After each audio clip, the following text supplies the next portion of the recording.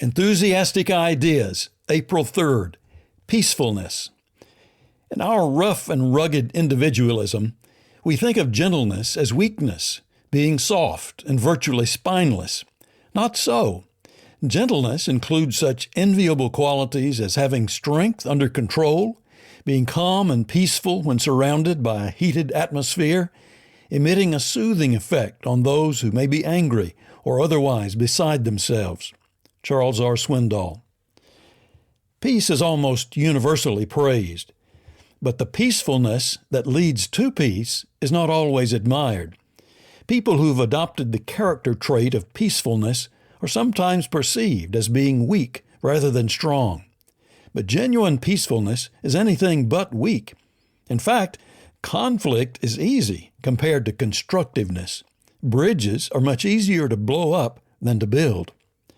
To be sure, if a person were to pursue peace at any price, that would not only be weak, but weak in the worst possible way. There's no honor in sacrificing our principles merely to appease an angry enemy. And Dag Hammarskjöld, who served an illustrious career as Secretary General of the United Nations, was correct when he gave this advice.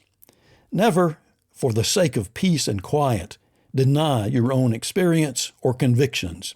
End of quote.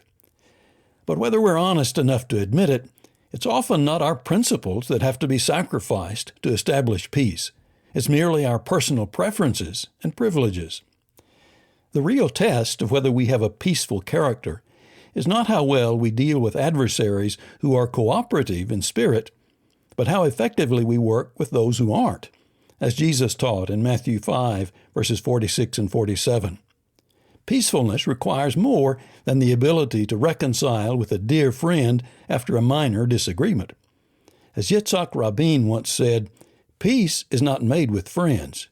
Peace is made with enemies. End of quote. And so, as Thomas à Kempis said, to be able to live peaceably with hard and perverse persons, or with the disorderly, or with such as go contrary to us, is a great grace. End of quote. It should be obvious that if peacefulness is to characterize us, we'll have to learn patience. Establishing constructive, if not friendly, relations with those with whom we have serious disagreements calls for the highest and best within us. And we can't let ourselves be discouraged when our efforts don't yield immediate results. Peacefulness is costly, and the cost spreads out over many years. John F. Kennedy made this observation: peace is a daily, a weekly, a monthly process, gradually changing opinions, slowly eroding old barriers, quietly building new structures.